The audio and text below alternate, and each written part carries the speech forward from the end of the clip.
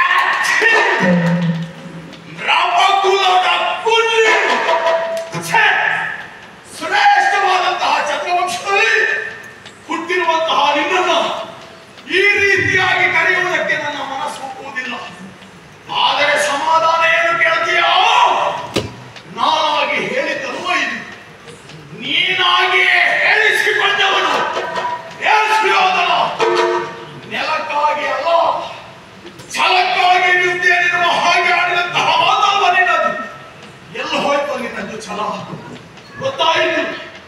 ನಿನ್ನ ಹೋರಾಟ ಏನಿದ್ದರೂ ನೆಲಕ್ಕಾಗಿ ಹೊರತು ಛಲಕ್ಕಾಗಿ ಅಲ್ಲ. ನಿಜವಾಗಿ ವ್ಯಕ್ತಿಯೊಬ್ಬನಲ್ಲಿ ಛಲ ಉಂಟು ಅಂತಾದರೆ ಅವನಿಗೆ ಪ್ರಾಣ ಭಯ ಇರುವುದಿಲ್ಲ.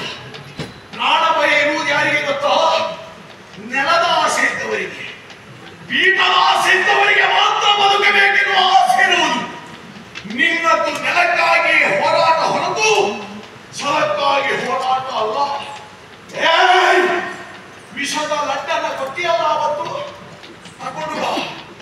ಒಂದು ಲಡ್ಡಲ್ಲ 1000 ಲಡ್ಡುಗಳನ್ನೇ ತಂದರು ನಿನ್ನ ಮುಂದೆ ತಿಂದು ಕೊಡ್ತೇನೆ ಎನ್ನುವಂತಹ ವಿಶ್ವಾಸ ಮಾಡಿಬಿಟ್ಟು ಆವತ್ತು ಯೂಥದ ನಾಡಿದೆ ಕಪಟದಿಂದ ನಮ್ಮಮ್ಮ ಸೋಲಿಸಿ ವನಕ್ಕೆ ಕಳುಹಿಸಿಕೊಟ್ಟಿ ನಮ್ಮಣ್ಣ ಧರ್ಮಜ ಇವತ್ತು ಆಟವಾಡುವುದಕ್ಕೆ ಸಿದ್ಧನಾಗಿಯೇ ಬಂದಿದ್ದಾನೆ.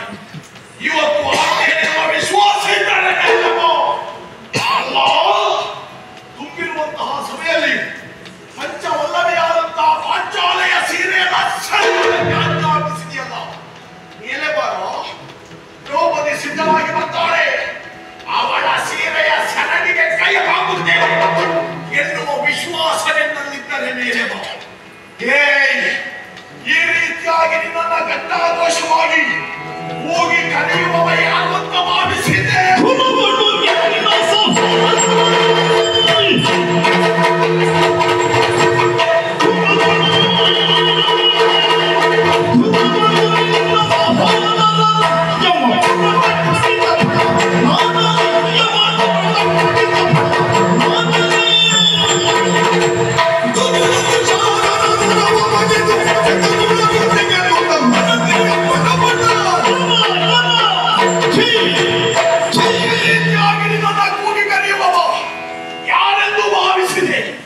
ನಿನ್ನ 99 ಮಂದಿ ಸಹೋದರರನ್ನ ಎಣಿಸಿ ಎಣಿಸಿ ಎಣಿಸಿ ಅಂತಕಲ ಆಲಯಕ್ಕೆ ಎತ್ತಿನ ದೊಡ್ಡ ಮಠ ಸಭಾಗದ ಪ್ರಾಣಿ ಭೀಮಸೇನ ಕರೆಯುತ್ತಾ ಇದ್ದಾನೆ.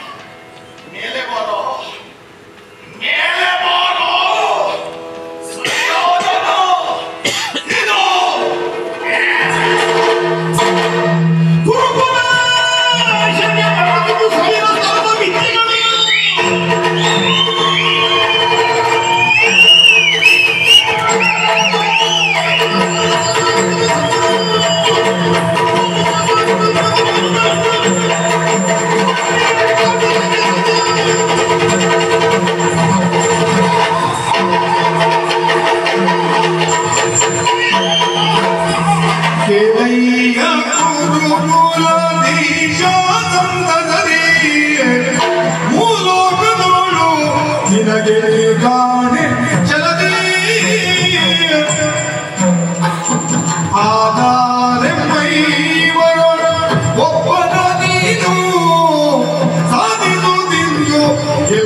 ಮುಂದೆ ನಾನು ನೇರಿಯನು ಬಿಟ್ಟು ನಿನ್ನ